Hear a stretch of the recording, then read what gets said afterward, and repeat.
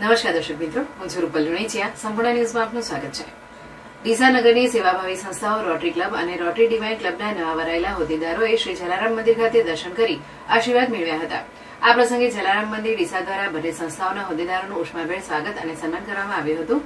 Rotary club ડીસાના નવા વરાયેલા પ્રમુખ શશીનભાઈ મેવાડા, મંત્રી પરિનભાઈ પંડ્યા, પર્યાવરણ મંત્રી હસમુખભાઈ પોપટ તેમજ રોટરી ડિવાઇન ક્લબ ડીસાના પ્રમુખ દીપિકાબેન પટેલ, સહમંત્રી ખુશ્બુબેન ઠક્કર, કારોબારી સભ્ય ડોક્ટર કૃષ્ણાબેન, ક્રીનાબેન જોશી, કાંતાબેન પટેલ સહિતના હોદ્દેદારોએ જલારામ મંદિર ખાતે પૂજ્ય જલારામ બાપાના દર્શન કરી આશીર્વાદ મેળવ્યા હતા. આ પ્રસંગે જલારામ મંદિર દ્વારા તમામ હોદ્દેદારોનું કંકુ, તિલક, ફૂલછડી, શાલ અને જલારામ દર્શન ગ્રંથ અર્પણ કરી સન્માન કરવામાં આવ્યું હતું.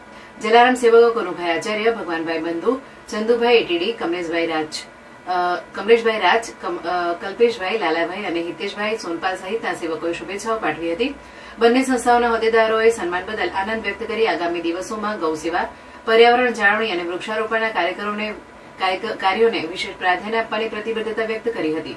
આ પ્રસંગે ઉપસ્થિત સૌએ પૂજ્ય જલારામ બાપાની ગુરુવારની મહાઆરતી અને કઢી ખીચડીના પ્રસાદનો લાભ લીધો હતો. સમગ્ર કાર્યક્રમનું સમયબદ્ધ સંચાલન ભગવાનભાઈ બંધુએ કર્યું હતું.